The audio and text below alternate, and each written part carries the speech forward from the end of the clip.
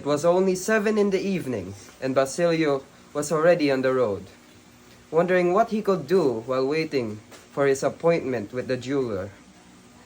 Basilio seemed to see the severed heads of the passer-by. He felt great joy at the sight. He didn't know where he was going because his friend Isagani, the only one who didn't return to his hometown, could not be found. He was planning to stay at Isagani's house.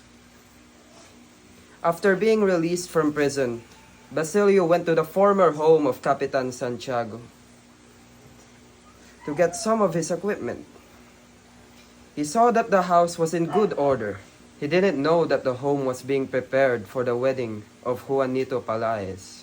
A long line of calesa passed by the young man. In one of those calesa, he saw Juanito next to a woman dressed in white and adorned in a thin white veil. She was Pauleta Gomez. Both bride and groom were dressed in wedding attire. He remembered his hapless friend Isagani. He was confused about his friend's situation and why he couldn't find him. He wanted to inform his friend of Simon's plan. However, his friend would never participate in such a violent plan. Depression visited the young man as he insisted in his mind that had he not been imprisoned, perhaps he would have married, or perhaps he would have become a doctor who treats the sick in his province.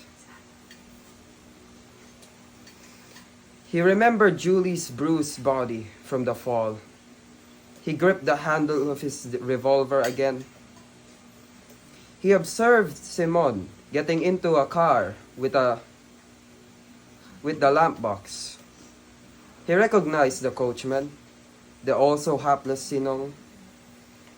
He was the person that informed him of all that happened in Tiani. When Basilio realized that Simon's plan would take place on Daang and Laugue, he immediately went towards there. He even arrived earlier than the cars because of the slow traffic on the Bridge of Spain. And the young man's suspicion was correct. Everyone was heading to the home of Capitan Santiago. The figure of the former home was no longer recognizable. The home was plastered with new and beautiful paper. The smoke and smell of opium was gone. Because of a huge mirror, the large carpeted living room looked even larger than before. Capitan Santiago's tools were all replaced. Large red velvet curtains hung over the door, embroidered in golden letters, spelling out the name of the bride and groom. The entrance to the great hall was decorated with flowers that had turned it into a dining room. In the middle of the great hall was a large table that could fit up to 30 people. Tables that could fit 2 or 3 were lined up next to the walls. Yet the table for the VIPs wasn't there. The table was placed on a higher platform above those of the common people.